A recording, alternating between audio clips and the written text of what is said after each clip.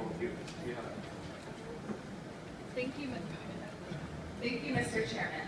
With half the world's population under the age of 25, investing in the health and development of the largest generation in the history of young people is an urgent priority now more than ever. We would like to take this opportunity to emphasize the importance of comprehensive sexual and reproductive health and rights for all young people and the vital role young people play when meaningfully engaged in all levels of decision making. Despite considerable progress since the ICPD, millions of people, mostly women and youth, still lack access to comprehensive sexual and reproductive health information services. Sexual and reproductive health and rights are inalienable human rights, indivisible from others, yet by too many governments they are not recognized as such. Lacking the recognition of these rights as a crucial part of an individual's well-being and a central feature of human development must end today.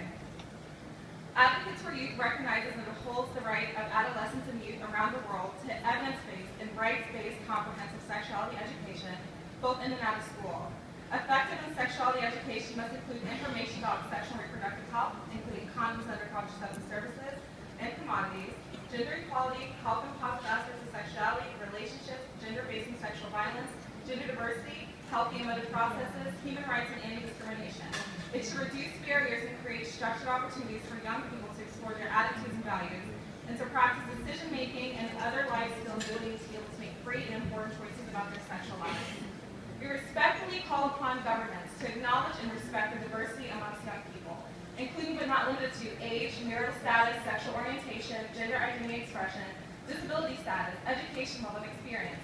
We also call on governments to promote and support youth-specific research, including age and gender disaggregated data, and to involve young people throughout the development, monitoring, and evaluation of programs that affect our lives.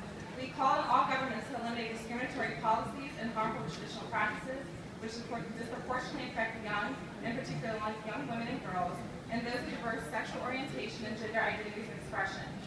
The program action of the International Conference on Population and Development recognizes the right of all individuals to decide freely and responsibly on the number, timing, and spacing of their children, and to have access to the information and means to do so free of discrimination, coercion, and violence. Adolescents and youth face particular social, economic, cultural, and legal barriers to accessing sexual and reproductive health-related information and services.